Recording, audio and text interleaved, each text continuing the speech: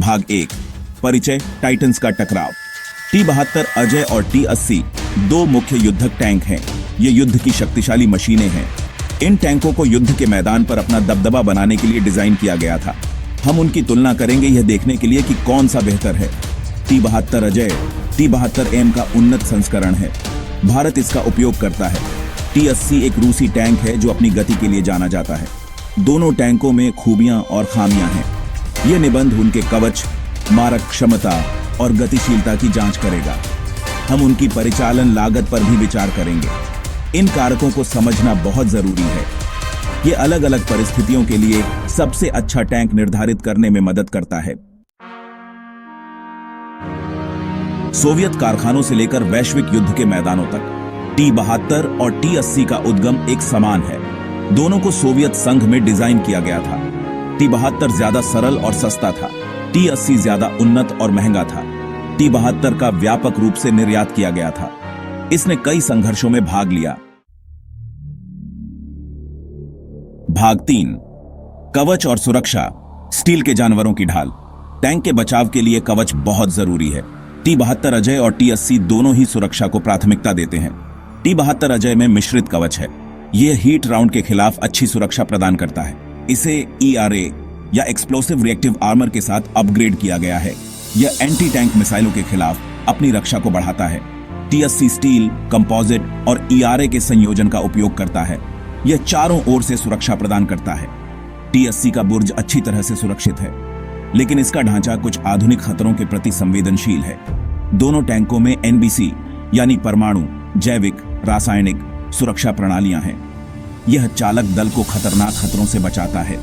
T-72 Ajay और T-80 crew के बचाव को प्राथमिकता देते हैं। इससे वे ज्यादा देर तक लड़ाई में बने रह सकते हैं। भाग 4 मारक क्षमता, रोष फैलाना। टैंक युद्ध के लिए प्रभावी मारक क्षमता आवश्यक है। T-72 अजय और T-80 दोनों ही जोरदार प्रहार करते हैं। T-72 अजय में 125 mm स्मूथ बोर गन है। यह कई तरह के राउंड फायर कर सकता है। T-80 में 125 mm स्मूथ बोर गन भी है। यह T-7 के साथ गोला बारूद के प्रकार साझा करता है। करीब से बचाव के लिए दोनों टैंकों में एक कोएक्सियल मशीन गन है। यह हवा और जमीन पर हमला कर सकता है। उनकी मारक क्षमता उन्हें युद्ध के मैदान में एक गंभीर खतरा बनाती है। भाग 5 गतिशीलता, युद्ध के मैदान में दौड़। टैंकों के लिए गतिशीलता महत्वपूर्ण है। यह उन्हें दुश्मन पर हमला करने की अनुमति देता है। T-72 अजय और T-80 में अलग अलग गतिशीलता है। T-80 का गैस टरबाइन इंजन इसे गति देता है। T-72 अजय का डीजल इंजन रेंज प्रदान करता है। T-80 जल्दी हमला करने के लिए आदर्श है। T-72 अजय लंबी व्यस्तताओं में उत्कृष्ट प्रदर्शन करता है।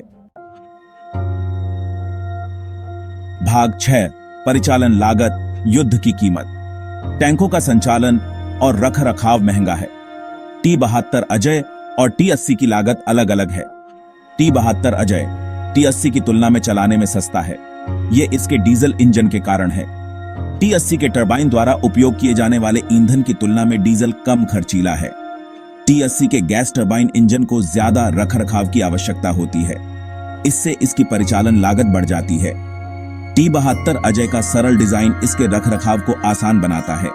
यह रखरखाव दल पर काम का बोझ कम करता है। स्पेयर पार्ट्स की उपलब्धता भी एक कारक है। T-7 प्लेटफॉर्म व्यापक है। इससे पुर्जे प्राप्त करना आसान हो जाता है। T-80 कम आम है। इससे पुर्जे हासिल करने में देरी हो सकती है। भाग 7 निष्कर्ष, काम के लिए सही उपकरण चुनना। T-72 अजय और T-80 सक्षम मुख्य युद्धक टैंक हैं। उनमें खूबियां और खामियां हैं। T-72 अजय एक किफायती और भरोसेमंद विकल्प है। इसका कवच, मारक क्षमता और गतिशीलता इसे विभिन्न भूमिकाओं के लिए उपयुक्त बनाते हैं। T-80 की असाधारण गति इसकी उच्च परिचालन लागत और रखरखाव की मांगों से उलट है। दोनों के बीच चुनाव विशिष्ट आवश्यकताओं और बजट की कमी पर निर्भर करता है। T-72 अजय क्षमता और सामर्थ्य का संतुलन प्रदान करता है। T-80 एक विशिष्ट प्लेटफॉर्म है। इसकी गति और मारक क्षमता एक प्रीमियम पर आती है। अंततः T-72 अजय और T-80 दोनों ने सैन्य इतिहास में अपना स्थान अर्जित किया है। दुनिया के विभिन्न हिस्सों में उनका निरंतर उपयोग आधुनिक युद्ध में उनकी स्थायी प्रासंगिकता का प्रमाण है।